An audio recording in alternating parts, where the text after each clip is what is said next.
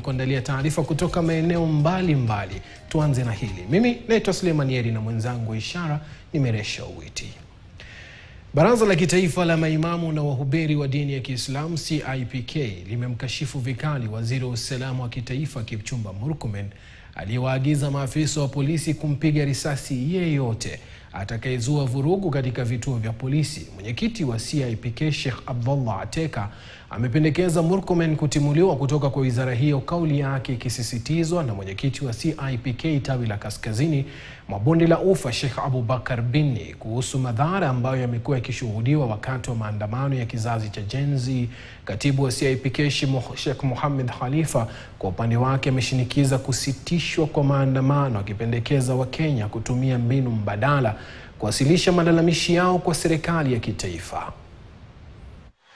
Nani mwenye akili timamu atunga mkono sema kwamba piga mtu risasi huwa? Hiyo ni mambo ambayo waziri kama huyo na ni kiongozi anasema tena mbele ya watu ya kamera, alafu anasema kwamba alielekwa kwa njia mbaya. Alielekwa kwa njia mbaya kivipi? Hata mtoto mdogo alisikia Sheikh Murkomen alisema. Hii mambo kusema alielekwa kwa njia mbaya sio sawa. Kwa hivyo hatuungi hiyo mkono bwana.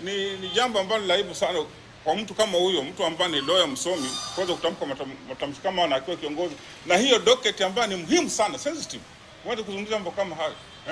Kwa hivyo sisi hatungi mkono Sheikh Abu Shirem kuhusu mambo ya Murkomen ambayo alizungumza. Wanasiasa wanaposimama mbele ya umma wanakuwa wenda wazimu. Wanazungumza kitu hata mtoto mdogo anaona kitu hichi hakifai kuzungumzwa, lakini wao wanakizungumza. Kwa hivyo mimi naunga mkono chairman wetu wa CIPK alipozungumza, Murkomen ikiwa itawezekana apetiwe wizara nyingine. Wizara ya ulinzi imemshinda na kila Mkenya ajua halo imemshinda. Ikiwa jambo ni zuri fanyeni, ikiwa jambo ni baya mwisho wake wacheni. Leo ni wazi kabisa maandamano kwa hakika yamekuwa ni kibali cha mauti, uharibifu wa mali na kadhalika. Lazima tubadilishe system. Viongozi wa kidini wa kisiasa kutoka